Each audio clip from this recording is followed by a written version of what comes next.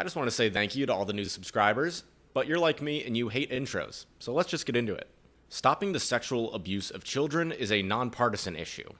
And if one truly cares about identifying perpetrators, they would set their political emotions aside.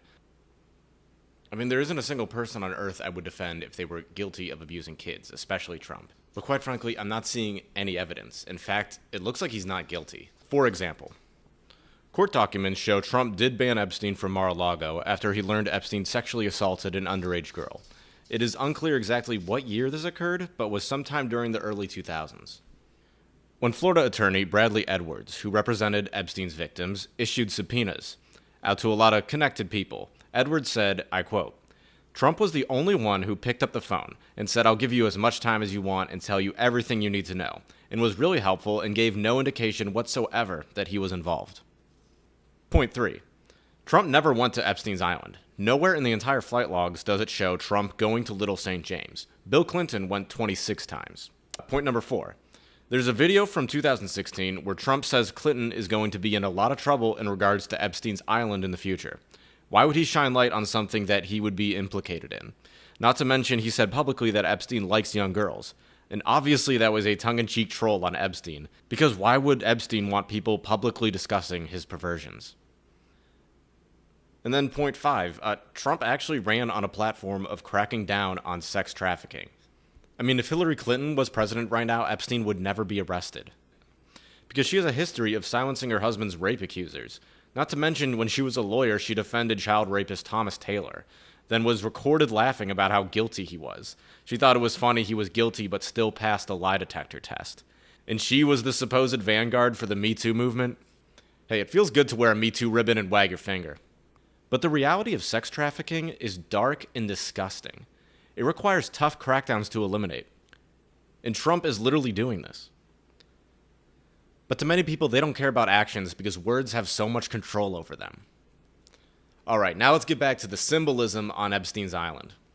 I wanted to talk again about the Mesopotamian statue. In my previous video, I speculated this was Enki, due to the hand positions, style of the turban, the beard, and its Luciferian symbolism. However, upon closer inspection, I believe it's possible that the statue could also be depicting Zoroaster. This is due to the very distinct mustached beard, the fact Epstein named his New Mexico ranch Zorro, and the fact that many societal elites talk openly about Zoroastrianism. But I've never heard anyone discuss Enki. So if you look closely at the beard, yes, it resembles Enki due to its position below the nose, but truthfully, it's far more similar to the mustached beard of Zoroaster. So who was Zoroaster? Zoroaster was described as a sorcerer-astronomer who first taught humanity about the existence of angels, demons, and saviors. According to the researcher Roger Beck, Zoroaster was connected to star worship, and Zoroastrianism is the oldest monotheistic religion on Earth. But Zoroaster is not the one who's worshipped in this religion. He's the prophet for Ahura Mazda, the god of light. Zoroastrianism is a dualistic religion that believes Ahura Mazda is in constant battle with Ahriman, the god of darkness, and they are evenly matched. Now, Zoroaster wrote the book Avesta, which contains spells to defend against demons, but Zoroastrianism believes man chooses one of two paths, to follow Ahura Mazda or follow the dark path of Ahriman.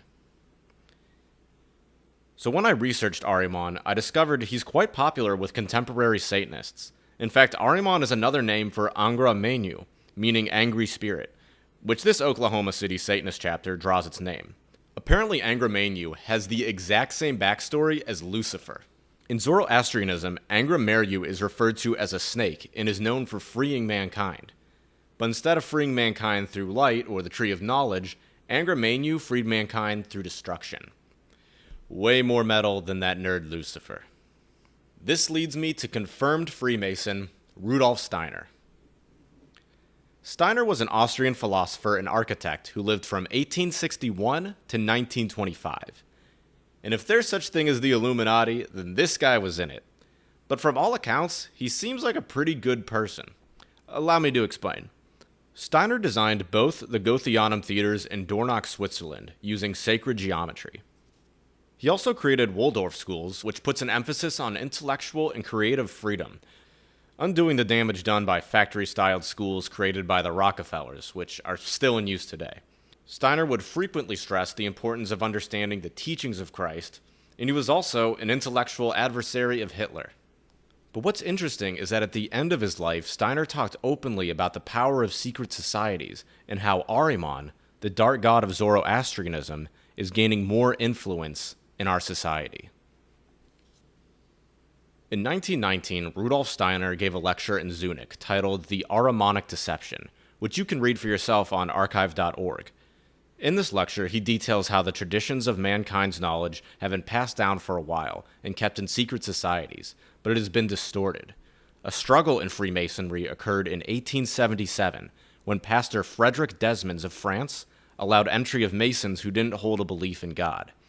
This allowed Satanism to develop, which led to an Ahrimanic influence. To quote Steiner directly, nearly every ancient civilization had its period of decadence. So too the mysteries. When the mystery traditions were no longer preserved in their purity, during these periods, men unlawfully betrayed the mystery teachings and had fallen into perverse and evil paths. Centers of black magic and its forces originated from these influences and have persisted to this day. So basically what he's admitting is that these elite secret societies were intended to be formed to gain knowledge, but nowadays they want power, not insight. So it begs to reason that many elites joined secret societies, were taught mystery teachings, then tried to see if they could actually gain power from some of the darker aspects of the teachings. It does not matter if you think mystery teachings work. I'm just showing you what's going on and what they believe. You may think occult rituals are stupid. Fair enough. I do too. But the fact is, this never went away. It went underground because it is socially unacceptable. Look at Jay-Z's relationship with professional occultist Marina Abramovic. The occult is currently fashionable in Hollywood.